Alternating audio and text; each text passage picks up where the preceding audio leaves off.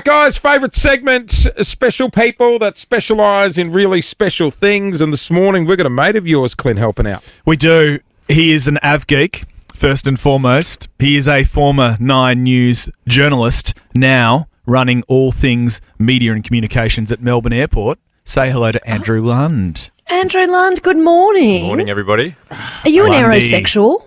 I am, yes. Like the most tragic aerosexual. What's your favourite type of aircraft? Yeah, what's your favourite plane? Well, I do love an A350. I don't know, it's the sort of new long-range Airbus. It's a very good-looking aeroplane. I like the double So if we were leaving Melbourne Airport and getting on an A350, what airlines are operating those and where would we be sort of heading? So going Thai to Bali? Airways to Bangkok. Yep. You could be going China Airlines to Taipei. You could be going Cathay Pacific to Hong Kong. Let's test him out. What would the flight number be for a morning flight on Thai Airways to Bangkok? Or TG something.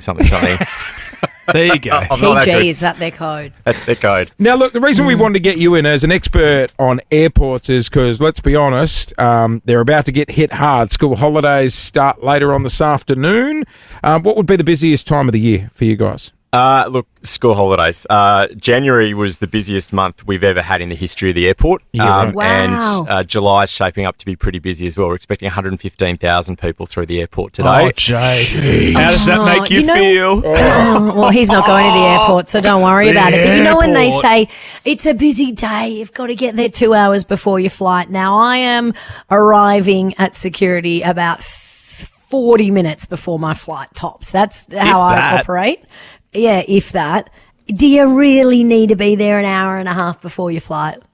It depends. If you're checking in baggage, if you're parking your car, if you've got to do all those sorts of things, then giving yourself a bit of extra time is advisable. But if you're just coming through with hand baggage, you've got nothing in your carry-on that's going to cause issues, you're checked in, you know where your gate is, you're probably okay with 40 minutes. Yeah, right. Lundy, why are all the security gates not always open? Because you have these huge queues and then you've got half of the security gates open and the others are just sitting there. You spent all this money and there's no one there. It's a good point. We try to manage the security queues in line with what flights we're expecting. So say if you're flying out of Terminal 3 or 4 first thing in the morning, we'll have all the security lanes open at 5 a.m. Right. Because we know that everybody's trying to get through to the gates. And then we might shift some of the staff over to international departures because we know we've got a big departures wave happening over there. Or if there's like an A380, which is, almost 1,000 people on a plane. Exactly. So we try to use the resources as efficiently as we can. But, sometimes there are queues, and particularly on days like today when there's a lot of people travelling. Just get them all working, Lundy. Open them all up. Hey, I was watching George Clooney and Up in the Air the other day. Here we go. Yep.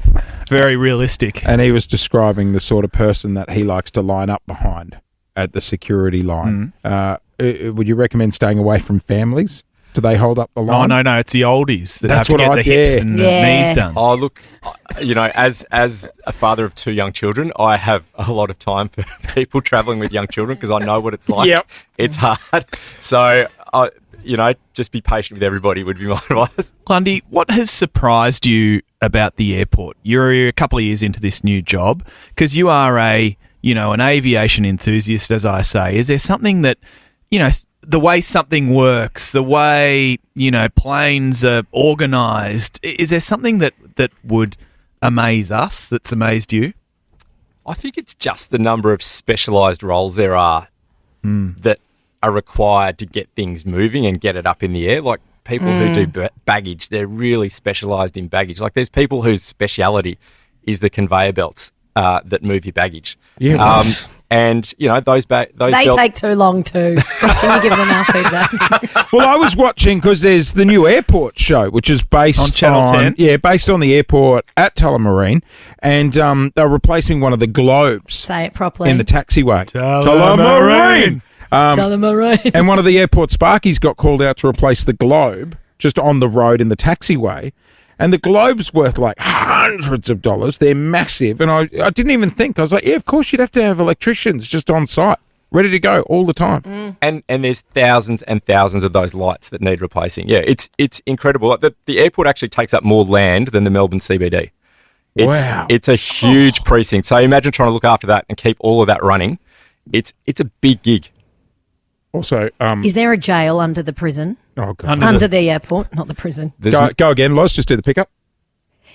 Is there a jail under the airport? Because I've heard some airports have them. Really? For naughty passengers. There's not a jail under the airport, but the Australian Federal Police do have their own little Like building. a holding cell. And if you misbehave, the Federal Police will be talking to you very severely. Yeah, So right.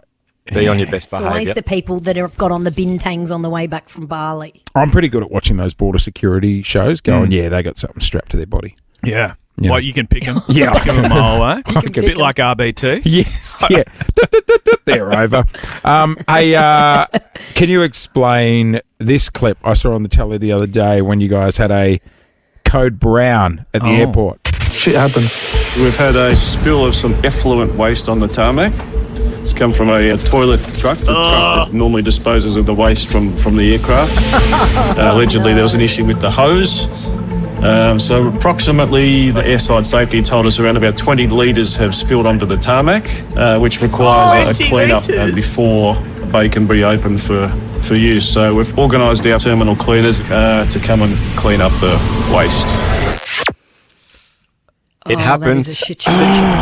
God. So things you don't think about the airport, like obviously it's all got to come off the plane. Yeah.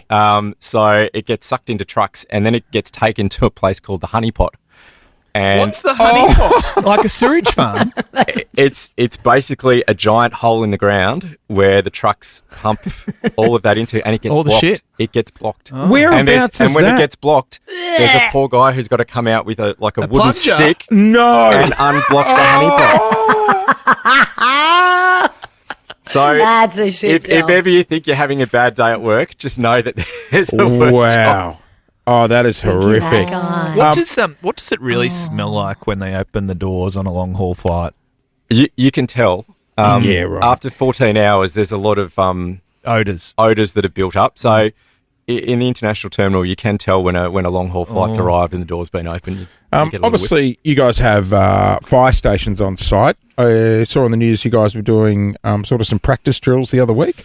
Yeah, every 3 years we've got to do a big exercise just to prepare for a major aircraft incident, Right. just in case. Make sure everybody's ready because obviously we've got the fire crews on site. But Yep. if it's a big incident, we need help from the emergency services around the city as well. And the airport being such a different environment to everywhere else, we need to make sure that they know what they're doing, where they're going, how it all works. I don't know if you guys caught it, but they use like actors from drama schools and stuff and wrap Oh, them yeah. up with like What, fake extras? Yeah, fake blood and bandages, and then they just roam around. on the Toady out tarmac. there?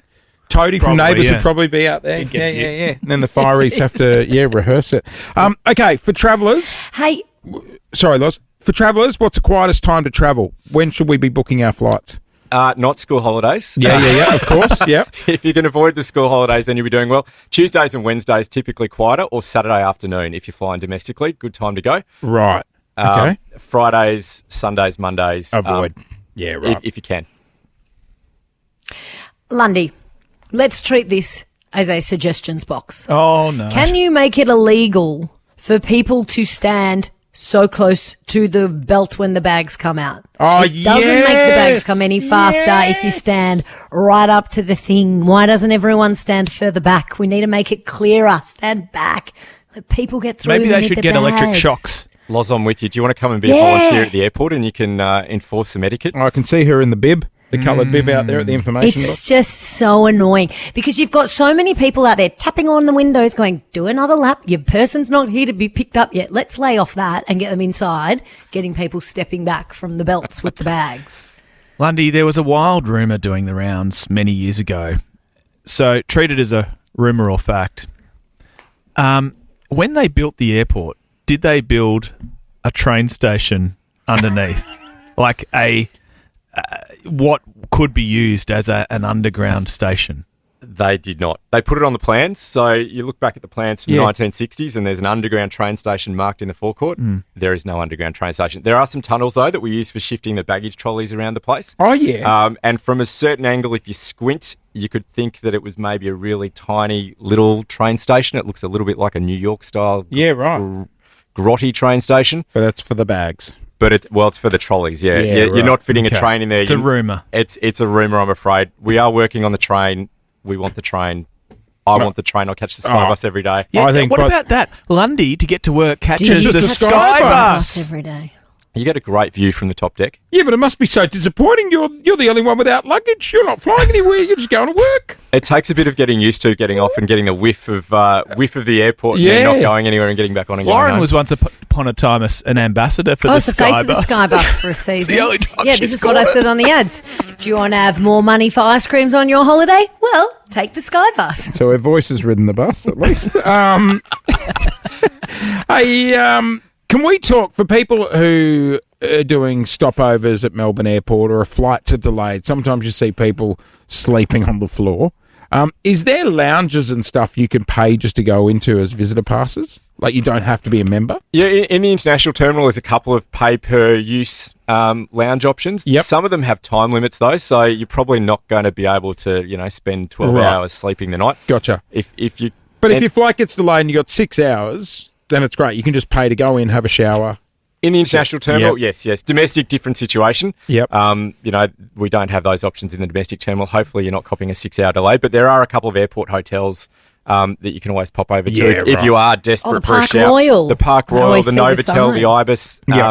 Yep. There's a few options there. So there's even a health club there now at the Novotel. health It's got Really? a pool and a spa and a that's massage. Lauren, you'd love it. You can get a little facial and Oh, ooh la la. I don't think it's me. I think I'm your own customer. No, it's it's Clint. Clint. Like, It's Clint. I go That's- with the normal yeah. people. I get a cab or I get an Uber to drop me off. No, not Clint. He drives and goes straight to the door yes. of the valet and they What all do you go, wanna- what do you hello, wanna know? Mr. Stanaway. Lundy, can now he's you- got time to go yeah. and get his facial. Can you confirm a rumour that our very own Clint, every week when he heads off to Sydney for the Today Show, he doesn't book airport parking. He just pulls up in his sports car at the valet and they look after him. Is that true?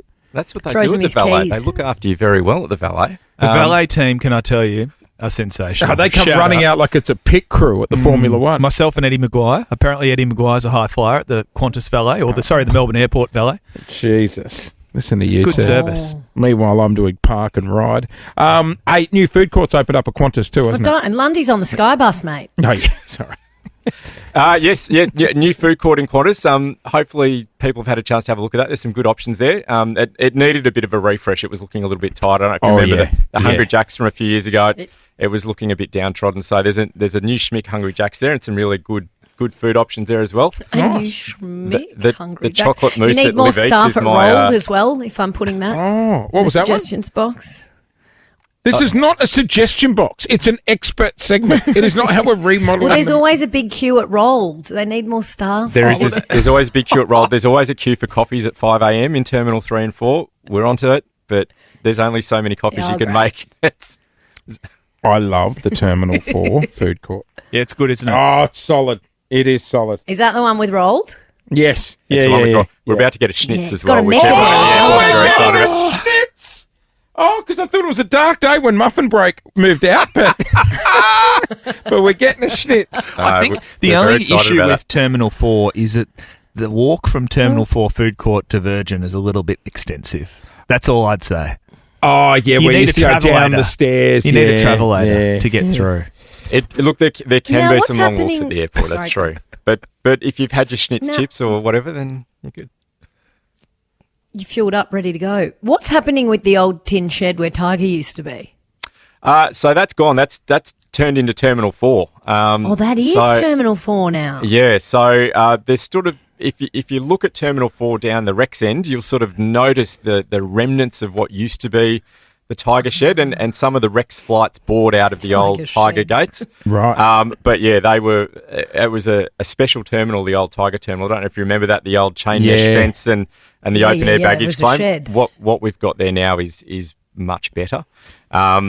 So the next big terminal work we need to do is actually the international terminal. Because if anybody's been through international arrivals any time in the last 12 months, it can get really busy and really congested. So, Yeah, right. so we're doing When a you've lot. got your trolley with all your stuff and you're in the customs line trying to get out. Also, I They need believe- more staff there also. Smart gates kids can use now. They I heard. can, yes. So, the smart gates, we're trying to work with the Border Force to get a few more of those as well, because Yep. during peak hours, we just don't have enough. But really, we need more space. So you would have seen a lot of construction happening at the airport at the moment. Yep. As you come in, you can't miss it. There's a whole new roads project being built. And that'll create a new pick-up and drop-off area, which should open later next year. Yep. And that will then allow us to push the international terminal out into that forecourt. So the departures ramp where you currently drop people off, that'll close at the end of next year. Right. And that allows us to push the international terminal out over the top of that. So what will you do with those guys that walk around in high vis going, Yeah. go round, Move go on, round, move on. can't park here. They'll move. So there'll be a new free pick-up and drop-off area in the current Terminal 123 car park. So level 3 of that car park will become a drop-off area. Gotcha. A lot more spaces, so hopefully a lot less of the knocking on windows saying, can you move on, please? Yeah. And a new pick-up area on level 2 as well. So big changes coming next year, but it's also we can expand the terminals. Finally, before we let you go, a lot of people, like we said, will be heading off to the airport tomorrow, start of school holidays. Any quick tips? Really, the big thing is parking. It's very, very busy. So if you are planning to park at the airport, book online and give yourself a bit of time to find a car park. We don't want anyone missing a flight because they're driving around trying to find a spot. It's like the shopping centres at Christmas. Yeah. It's busy. So just factor in an extra half an hour for a car park. If you take some pressure off you, takes pressure off the system. Everybody wants to get you away on time. So well said. And be nice to the staff because they just want to get you out of there. You got a favourite airline? Or is it like asking your favourite child? we love all our airlines. But you, when you're a passenger, is there a plane or an airline you love? All the airlines are hanging off a cliff. You can only say one. Oh, look, the last airline I flew was Air New Zealand, and they were fantastic. Oh, so big shout out to Megan, who was chief cabin crew on that flight. Oh. She was incredible. Well, someone got free Pringles, didn't they? Not even. She was just brilliant. So Andrew Lund is our airport expert joining us on the air this morning. Thanks for coming in, Lundy. my pleasure, guys. Thanks, Thank you. Lundy. Jason Lauren. Jason Lauren. Wake up feeling good. Follow them on the socials.